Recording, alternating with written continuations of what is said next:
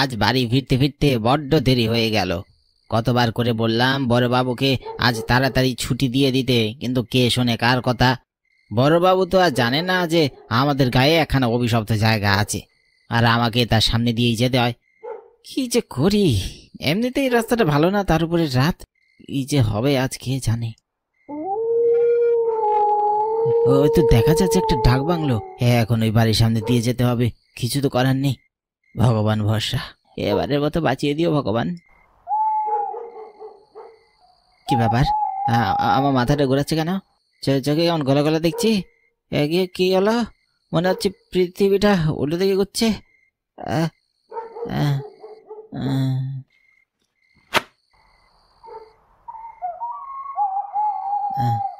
আমি কোথায়? ঠিক মতো তো কিছু ঠাউর করতে পারছি না। দেখে তো মনে হচ্ছে কোনো বাড়ির ভিতরে আছি। এই রে, সর্বনাশ করেছে। আমি কি তবে এই ডাক বাংলোর ভিতরে চলে এসেছি? ভগবান, এবারের মতো বাঁচিয়ে দাও গো। রাম রাম রাম রাম রাম রাম রাম। মানে এখান থেকে কেটে পড়তে পারলেই বাঁচি।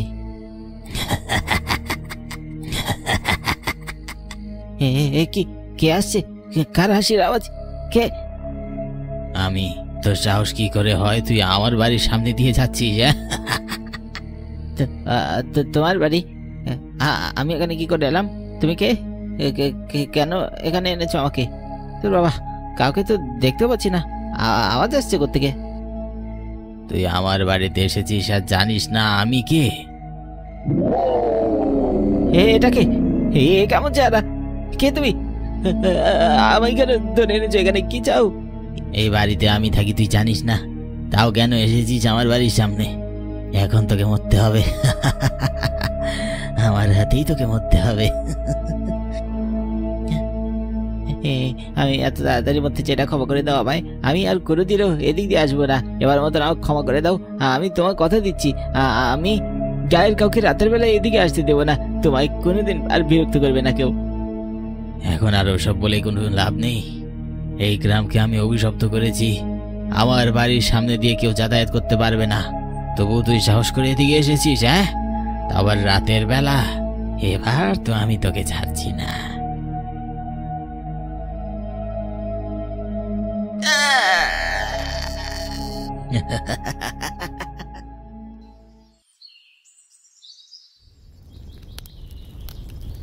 আর কত সময় লাগবে মা? এখনো রান্না হলো না? বলি, আমার কি 10খানা হাত আছে নাকি যে ঝড়ের বেগে রান্না শেষ করে তোদের খেতে দিব? চুপচাপ বসে থাক, রান্না হলে পাবি। আর কত দেরি হবে? আমাদের জন্য পুষ্প অপেক্ষা করে বসে আছে, আমাদের খেলার সময় চলে যাবে। দাও না মা খেতে। তোদের একটা কথা সাবধান করে দিচ্ছি, ভুলেও জঙ্গলের ভেতরে যাবে না বলে দিচ্ছি। আর জঙ্গলের ভেতরে যে বড় একটা বাড়ি আছে, ওইটার ধারের কাছেও ঘেসবি না। তুমি প্রতিদিন বলো যেন ওখানে না যেতে, কিন্তু ওখানে গেলে কি হবে সেটা তো আর বলো না মা। আজ আমাদের বলো না মা, ওখানে গেলে কি হবে? কি হবে সেটা জেনে তোদের দরকার নেই, শুধু মনে রেখো ওখানে যাবে না, ওখানে গেলে ভূতে ধরবে।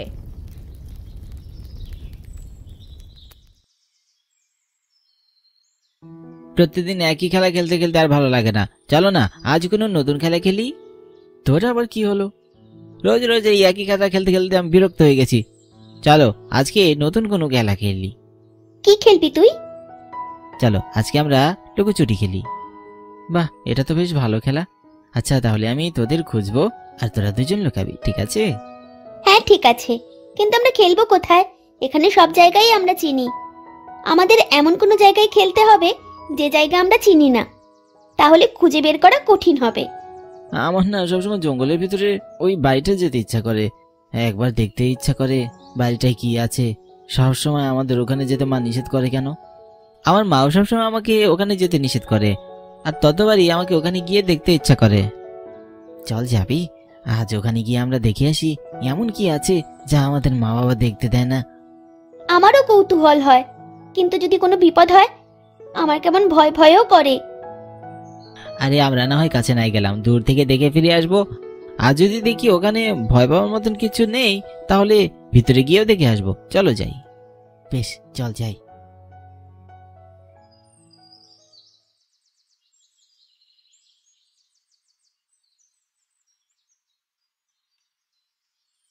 ওই দেখ, মা আমাদের ওখানে যেতে বারবার নিষেধ করে, কিন্তু এই জায়গাটা দেখতে তো একদমই খুব সাধারণ। এখানে ভয় পাওয়ার মতন তো কিছু নেই, তাহলে মা কেন বারবার নিষেধ করে? আমারও তাই মনে হচ্ছে, এখানে বিপদ হওয়ার মতন তেমন কোনো কিছু নেই। তাহলে কেন মা বাবা আমাদের বাবার এখানে আসতে নিষেধ করে আমি তো বুঝতেই পারছি না। আমরা এখানে এসে কোনো ভুল করিনি। আমার মনে হয় আমাদের এখানে খেলা উচিত। ঠিক বলেছিস, আমার কাছে তো সবকিছুই স্বাভাবিক মনে হচ্ছে। তাহলে এখানে খেলতে কোনো অসুবিধা নেই। জায়গাটা কত সুন্দর, দেখে মনে হচ্ছে এখানে খুব একটা মানুষজন আসে না, তাই আমাদের খেলায় খুব অসুবিধাও হবে না, মানুষজন বিরক্ত করতে পারবে না। আমরা এখানে আজ সকাল থেকে খেলবো, বুঝলি? এখানে দাঁড়িয়ে থাকবি নাকি ভেতরে যাবি? আমার তো ভেতরে যাওয়ার জন্য মনটা কেমন আনচান করছে। না জানি ভেতরটা কত সুন্দর। এত সুন্দর বড় বাড়ি আমি এর আগে কখনো দেখিনি। নিশ্চয়ই এই বাড়িটার ভেতর অনেক সুন্দর হবে, ঠিক যেমন বাইরেটা দেখতে সুন্দর। চল আমরা ভিতরে যাই, এখানে দাঁড়িয়ে সময় নষ্ট না করে ভিতরে চল। আমি শুনেছি এরকম পরিত্যক্ত বাড়িতে নাকি অনেক জিনিসপত্র থাকে যা অনেক দামি হয়। হ্যাঁ চল চল চল ভিতরে যাই। চল।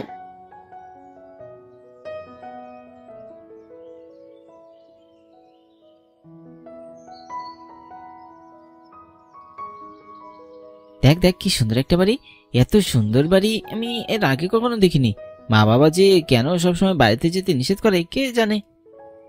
আমরা যেন দূরে না খেলতে যাই, এজন্য হয়তো বাবা মা আমাদের এসব বলে ভয় দেখায়। এখানে ভয়ের কিছু নেই, চল আমরা খুঁজে দেখি কোনো কিছু পাই কিনা।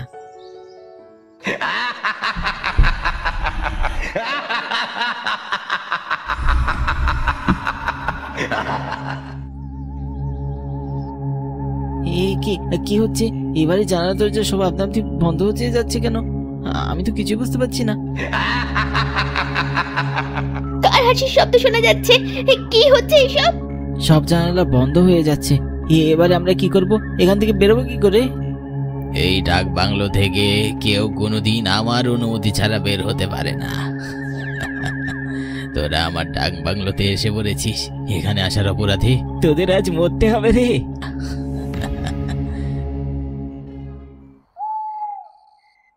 আস্তে আস্তে বেশ অনেকটাই দেরি হয়ে গেল, তাই না? আমি ভেবেছিলাম সন্ধ্যা হতে পারে, এখন দেখছি রাত হয়ে গেল। তুমি কোনো চিন্তা করো না, বাড়ি এখান থেকে খুব একটা দূরে নয়, কাছেই। আর অল্প কিছুক্ষণ হাঁটলেই পৌঁছে যাব। দাদা বৌদি নিশ্চয়ই আমাদের দেখে খুশি হয়ে যাবে। কতদিন দেখা হয় না, আজ আবার সবার সাথে দেখা হবে। শিগগিরই চলো, আমার আর যে তর্স হয়েছে না। আমারও তো আর তর্স হয়েছে না। যত তাড়াতাড়ি সম্ভব বাড়ি পৌঁছতে পারলে এখন বাঁচি। তা আমরা কি ঠিক করে এসেছিলাম সেসব তোমার মনে আছে তো, নাকি আবার সবকিছু ভুলে গেছো? আরে সে কি আর মনে নেই, খুব মনে আছে। তুমি একদম চিন্তা করো না, তুমি যেভাবে বলেছো সবকিছু ঠিক সেভাবেই আমি করব। তুমি চেয়েছো এই শীতকালে পিকনিকে যেতে সবাই মিলে, সবাই শুনে নিশ্চয়ই অনেক খুশি হবে। কতদিন এভাবে গ্রামে পিকনিক করা হয় না। ঠিক বলেছ, আমার অনেক দিনের শখ ছিল গ্রামে এসে শীতকালে শীতের পিকনিক করব। মনে হচ্ছে এবারে সেই শখটা পূরণ হয়ে যাবে, সবাই খুব খুশি হবে। দাদা, ও দাদা, বৌদি, কোথায় তোমরা? শিগগিরই বেরিয়ে এসো, দেখো কে এসেছে। এত বছর পর তোমাদের বাড়ির বউ এসেছে তোমাদের সাথে দেখা করতে। ওমা, দেখো দেখো কারা এসেছে, আমার ভাই। কতদিন পর এলি ভাই। দাদার বৌদিকে একদম ভুলে গিয়েছিস তাই না? একবারও খোঁজ নিস না। কি করবো বলো দাদা, শহরে কাজের চাপ এত বেশি যে ঘাড় ঘোরানোর সময় পর্যন্ত পাই না। অনেক কষ্ট করে এবার ছুটি জোগাড় করে তোমাদের সাথে দেখা করতে এসে বললাম সোজা। খুব ভালো করেছো ঠাকুরপো, কতদিন ধরে তোমাদের কারোর সাথে দেখা হয় না, আজ দেখা হয়ে খুব ভালো লাগছে। গ্রামে যে তোমার দাদা বৌদি থাকে সেটা তো ভুলেই গিয়েছিলে এতদিন। কি করব বলো বৌদি, এতদিন কোনো ছুটি পাচ্ছিলাম না, এবারে ছুটি পেয়ে সোজা তোমাদের কাছে চলে এসেছি। এবার বেশ কয়েকটা দিন থেকে তারপরে শহরে যাব, তার আগে যাব না। তা বেশ ভালো কথা, এসো তোমরা ভেতরে এসো।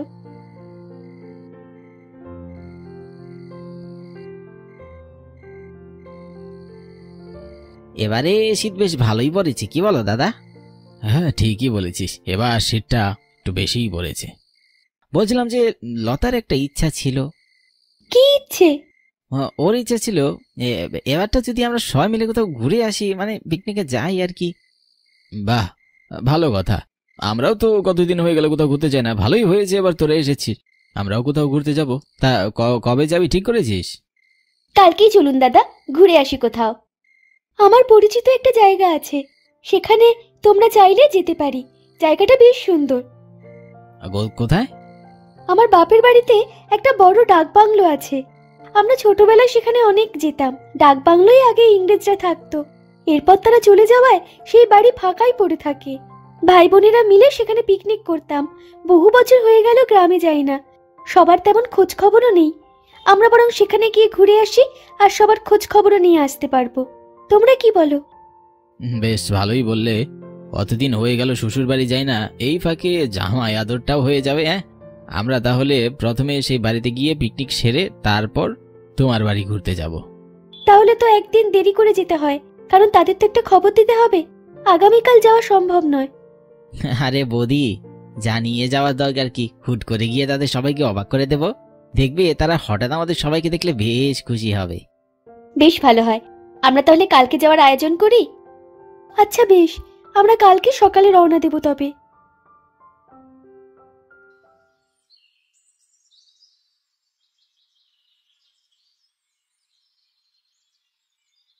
এই দেখো, এটাই হচ্ছে সেই বাড়ি যে বাড়ির কথা আমি বলেছিলাম। দেখেছো কত সুন্দর? বাড়িটা দেখতে তো বেশ চমৎকার।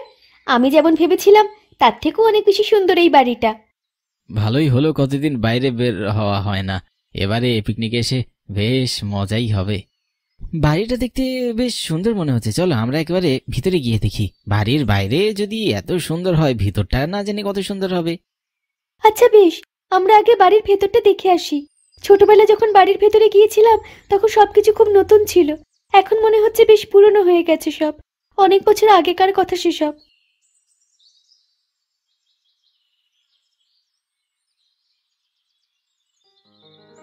কি আশ্চর্য, এখনো সবকিছু আগের মতনই আছে দেখছি। এক চুলও পরিবর্তন হয়নি। কিন্তু এটা কিভাবে সম্ভব?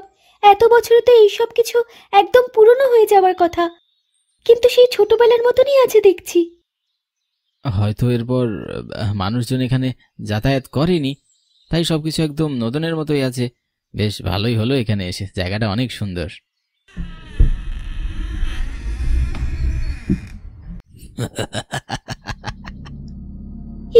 কি এসব কি হচ্ছে? কি হচ্ছে এসব? আমি তো কিছুই বুঝতে পারছি না। সবকিছু আস্তে আস্তে এরকম পুরনো হয়ে যাচ্ছে কি করে? আমিও তো বুঝতে পারছি না এসব কি হচ্ছে। এ কি করে সম্ভব? আমার মনে হচ্ছে এখানে খুব বড় বিপদ হতে যাচ্ছে। আমাদের এখনই এখান থেকে বাইরে বের হয়ে যাওয়া উচিত। তোমরা তাড়াতাড়ি এখান থেকে বাইরে বের হও। আমারও খুব একটা সুবিধার মনে হচ্ছে না, আমাদের এখনই এখান থেকে বের হয়ে যাওয়া উচিত। তোমরা তাড়াতাড়ি দরজার দিকে চলো।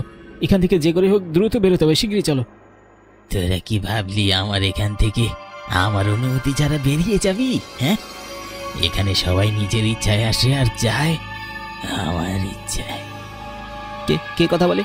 আড়াল থেকে কথা না বলে সামনে এসো। আমাদের কেন আটকাচ্ছ? কি চাও? আমায় দেখতে চেয়েছিলি না? দেখ, আমি তোদের সামনে। ও মাগো, কে তুমি? কি বিভৎস দেখতে! কেন এসেছিস আমার বাড়িতে? জানিস না এখানে কেউ আসে না? এই গায়ের কেউ বলেনি তোদের এটা কার বাড়ি? হ্যাঁ, এসে যখন পড়েছিস এখান থেকে আর বেরিয়ে যেতে পারবি না।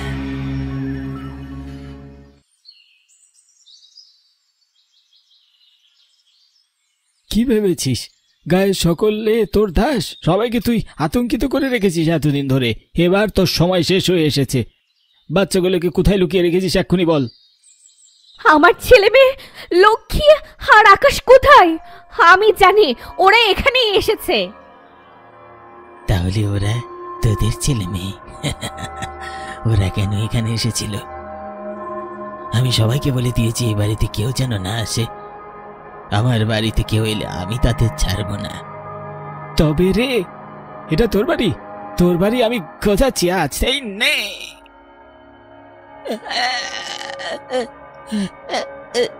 ভালোই ভালো, এক্ষুনি বল বাচ্চাগুলোকে কোথায় লুকিয়ে রেখেছিস, বল এক্ষুনি।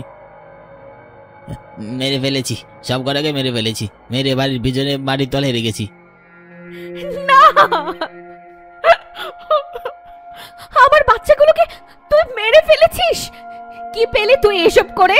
কি লাভ হলো তোর? তোকে তো গ্রামবাসী তোর দোষেই মেরে ফেলেছিল। বেশ করেছে মেরেছি। তোদের কি লাভ হয়েছিল আমাকে মেরে? আমি কি দোষ করেছিলাম? কি দোষ ছিল আমার?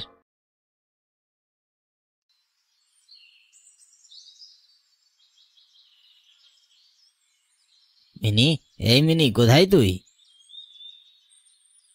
তুমি এসেছো দাদা? আমি যা যা বলেছিলাম নিয়ে এসেছো তো? না রে বোন, সব আনতে পারিনি। কি করব বল, আমার কাছে যে অত টাকা নেই। যা টাকা পেয়েছি তাই দিয়ে সব এনেছি। কিন্তু ওই কটা জিনিসই কি হবে? আমাদের দুজনের সংসার হলেও জিনিসপত্র তো কম কিছু লাগে না। দাদা, তুমি এটা একদম ঠিক কাজ করনি। আমার কাজের ব্যবস্থাটা একবার হতে দেবন, তারপর তুই যা বলবি আমি সব এনে দেব। তোমার কাজের ব্যবস্থা কবে হবে কে জানে। আমার স্কুলে টাকা দিতে হবে দুদিন পর, সে কথা মনে আছে তো? বাবা থাকলে এতদিনে অবশ্য সব টাকা দেওয়া হয়ে যেত, কিন্তু আমাদের তো আর বাবা মা নেই। তুই একদম চিন্তা করিস না, আমি তোর স্কুলের টাকাটা ঠিক জোগাড় করে দেব। তুই বরং যা এনেছি তাই দিয়ে কিছু রান্না কর। খুব খিদে পেয়েছে, খেয়ে দিয়ে বেরিয়ে দেখি কোনো কাজে জোগাড় করতে পারি কিনা।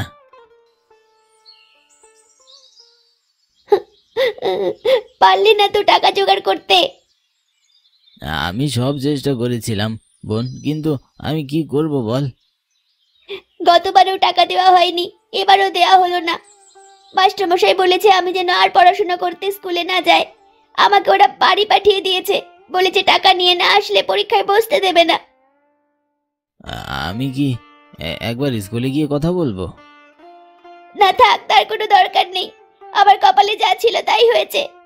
তুমি স্কুলে গেলে শুধু শুধু ওরা তোমাকে অপমান করবে, ওখানে যাওয়ার কোনো দরকার নেই।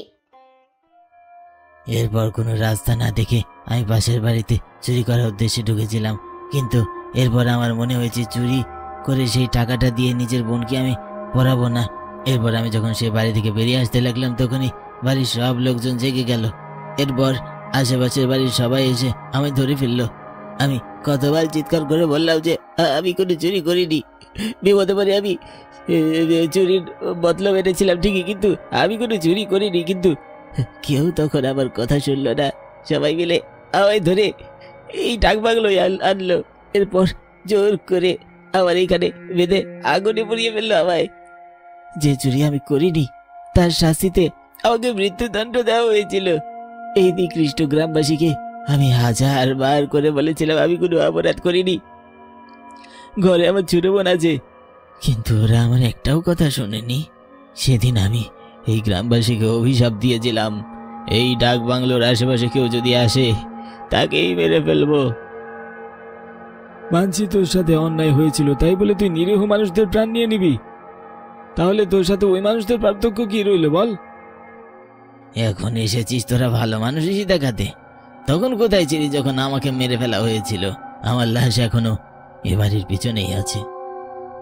হয়েছে, অনেক হয়েছে। এবার তুই এই গ্রামবাসীকে মুক্ত করে দে তোর অভিশাপ থেকে। কি করলে তুই মুক্তি পাবি বল, আমি সেটাই করব। আচ্ছা ঠিক আছে, আমি তোমাদের ছেড়ে দেবো যদি আমার এই বাড়ির পিছনের লাশটা ওখান থেকে তুলে শেষকৃত্য করো, আর আমার দেহাবশেষ গঙ্গায় ফেলে দাও। আর আমার বোন সোনামণির খেয়াল রাখো সবাই। আমার বোন জানে না আমার লাশ সেখানে আছে। আমি তোকে কথা দিচ্ছি, আমি নিজেই সমস্ত কাজ করব, তোকে মুক্ত করে দেবো এখান থেকে, আর আমি নিজে তোর বোনের কাছে যাব।